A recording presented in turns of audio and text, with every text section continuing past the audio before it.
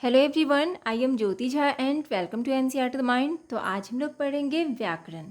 तो व्याकरण के बारे में पढ़ना बहुत ही ज़रूरी है। तो आज मैं आपको क्लास 1 अरिहंत वर्कबुक हिंदी पढ़ा रही हूँ।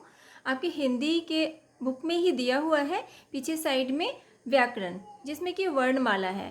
तो हम सबसे पहले ये जान लेते हैं कि व्याकरण किसे कहते हैं।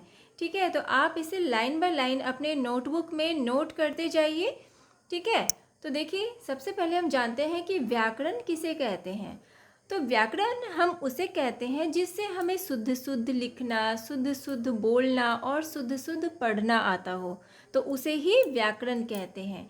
ठीक है, तो अब देखिए व्याकरण में क्या है कि वर्णमाला है। अब हम वर्णमाला किसे कहेंगे। ठीक है, तो वर्णमाला हम उसे कहते हैं जब बहुत सारे वर्ण एक समूह का रूप ले लेते हैं। ठीक है, जैसे हम लोग ग्रुप कहते हैं ना, तो जो बहुत सारे जो वर्ण होते हैं वो एक ग्रुप, एक समूह का रूप ले लेते हैं, तो उसे वर्णमाला कहते हैं। ठीक है, या इसे हम ऐसे भी कह सकते हैं कि जब दो या दो से अधिक वर्ण मिलते हैं तो उसे वर्णमाला कहते हैं।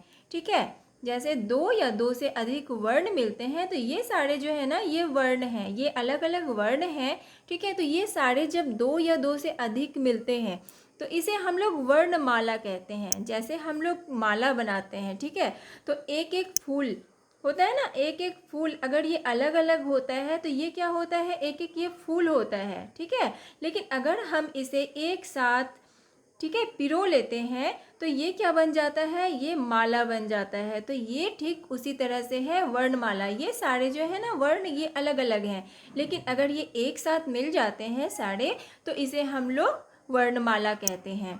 ठीक है, तो देखिए अब हम ये जानेंगे कि वर्ण जो है ना, जो वर्णमाला है, अब ये इसके बारे में तो हमने पढ़ा। अब देखिए वर्ण कितने प्रकार के होते हैं इसके बारे में जानेंगे। तो वर्ण जो है वो दो प्रकार के होते हैं, एक स्वर तथा व्यंजन। स्वर वर्ण और व्यंजन वर्ण। अब देखिए स्वर वर्ण किसे कहते हैं, स्वर किसे कहते हैं, इसके बारे में जानेंगे। ठीक है, तो देखिए हिंदी भाषा में कुछ ऐसे वर्ण हैं जिनके उच्चारण में किसी अन्य वर्ण की सहायता नहीं ली जाती है, उन्हें ही स्वर वर्ण कहते हैं। ठीक है, जिनके उच्चारण में किसी दूसरे की सहायता नहीं ली जाती है। तो जैसे कि हम लोग पढ़ते हैं अ, आ। ठीक है, जैसे पढ़ते हैं पढ़ते हैं ना, तो इसमें देखिए किसी दूसरे की सहायता नहीं ली जाती है। सीधा पढ़ते हैं आ। ठीक है, ई, ई, ऊ, ऊ। ठीक है, इस तरह से हम पढ़ते हैं। तो इसमें जो है ना, आप देखेंगे कि किसी दूसरे की सहायता नहीं ली जाती है, तो इसे हम लोग कहते हैं, क्या कहेंगे, स्वर। स्वर वर्ण की इसे कहते हैं। तो स्वर वर्ण जो होते हैं, स्वर वो कितने होते हैं, तो 11 होते हैं। ठीक है, तो जैसे कि आप यहाँ पे देख सकते हैं, ये जो है ना लिखा हुआ, जैसे आपका हो गया ये आ, ई, ऊ, री, ए, ओ, औ। ठीक है, तो ये सारे को अगर हम काउंट करेंगे तो ये कितना है, 11 है। ठीक है, तो स्वर कितने होते हैं, 11 होते हैं। अब हम व्यंजन के बारे में पढ़ेंगे कि व्यंजन वर्ण जो होते हैं तो वो क्या होते हैं। तो हिंदी भाषा में जिन वर्णों के उच्चारण के लिए स्वरों की सहायता लेनी पड़ती है उन्हें व्यंजन वर्ण कहा जाता है। यानी कि जो स्वरों की सहायता, जैसे कि यहाँ पे है आपका ये जो है आ, ई, ये सारे क्या हो गए, ये स्वर हो गए। तो स्वरों की जो सहायता ली जाती है उसे हम लोग व्यंजन कहते हैं। तो व्यंजन वर्ण जो होते हैं, जैसे कि हो गया आपका क, हम लोग क पढ़ते हैं, तो क जब पढ़ते हैं तो क के उच्चारण करने में आपका अ का भी यूज़ होता है। ठीक है, क ऐसे पढ़ते हैं ना, तो अ भी इसके साथ में मिल जाता है। ठीक है, यानी कि स्वर का भी हमें सहायता लेना पड़ता है, तो इसे हम लोग कहते हैं व्यंजन वर्ण। तो देखिए अब हम ये जानेंगे कि व्यंजन जो होते हैं वो कितने होते हैं। जिस तरह से स्वर 11 होता है, उसी तरह से व्यंजन 33 होता है। ठीक है, तो जैसे कि क, ख, ग, घ, अंग, ये सारे जो है ना, च, छ, ज, झ, य, ट, ठ, ड, ढ, न, इस तरह से ये सारे जो हैं आप टोटल को अगर काउंट करते हैं तो ये 33 होते हैं। ठीक है, तो इस तरह से आपको स्वर और व्यंजन के बारे में भी जानना है। आप, मैं जितना भी चीज़ आपको बता रही हूँ ये सारे आप नोट करते जाएंगे। ठीक है, अब देखिए इसमें अब हम लोग करेंगे अभ्यास। अब इसमें कुछ अभ्यास प्रश्न है, तो ये सारे आपके बुक में भी दिया गया है, आप बुक में भी देख सकते हैं और अभ्यास कर सकते हैं। अब इसमें देखिए बॉक्स में से सही अक्षर चुनकर खाली स्थान भरिए। अब देखिए यहाँ बॉक्स में दिया गया है, अब ये आपको जो है ना देखना है और इससे आपको जो है ना सही इसमें भरना है। ठीक है, जैसे कि है यहाँ पे अ, अब यहाँ पे आपका क्या आ जाएगा, जैसे आप बॉक्स में देखेंगे। ठीक है, इसमें क्या आना चाहिए, अ, और यहाँ पे न। ठीक है, आकार, अनार, आकार दे देंगे, ये क्या हो गया, अनार। अब आ है तो यहाँ पे क्या आएगा, म, आम। इसके बाद है ये क्या है, दीर्घई है, तो दीर्घई और इसमें क्या आ जाएगा, ख, इख। इसके बाद यहाँ पे क्या आएगा, ऊ, उल्लू। ठीक है, अब देखिए इसमें क्या आएगा, ई, इमली। ठीक है, और उसके बाद है यहाँ पे दीर्घऊ, तो क्या आएगा, नौ, ऊन। इसके बाद है यहाँ पे अ, और यहाँ पे क्या आएगा, रौ, तो, औरत। यहाँ पे है ए, तो यहाँ पे क्या आएगा, यहाँ पर जैसे है ए तो री, यहाँ पे ये वाला बड़ी रॉ। ठीक है, दीर्घिकार, एरी। ठीक है, इसके बाद देखिए फिर है यहाँ पे ए, नौ, यहाँ पे आएगा नौ, ऐनक। ठीक है, अब देखिए यहाँ पे ओ है तो आएगा यहाँ पे ख। ठीक है, ओखली, ख, ल में दीर्घिकार। ठीक है, ओखली। तो इस तरह से इसे बनाना है। ठीक है, इसके बाद देखिए खाली स्थान भरिए। अब यहाँ पे खाली स्थान भरना है, तो इसमें आपको देखना है कि इसमें क्या आएगा। ठीक है, तो देखिए यहाँ पे क है तो यहाँ पे आएगा ब, और यहाँ पे दीर्घुकार होगा, कबूतर। इसके बाद घ है तो रॉ आएगा, घौर, घर। इसके बाद है ख, तो रॉ आएगा, ग में ओकार, सौ, खरगोश। उसके बाद है यहाँ पे चा, तो यहाँ पे आप भी दे सकते हैं। ठीक है, भ में दीर्घिकार, चाबी। ठीक है, उसके बाद देखिए जौ, ह में आकार, जौ, जहाज। झ में अनुस्वार, ड में आकार, झंडा। उसके बाद यहाँ पे क्या होगा, ठ में एकार, र में आकार, ठठेरा।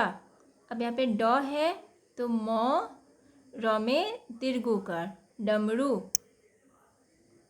ठीक है, अब देखिए फिर यहाँ पे इसमें देखिए ग, म, ल में आकार, ला, गमला। छ है तो, र में दीर्घिकार, छतरी।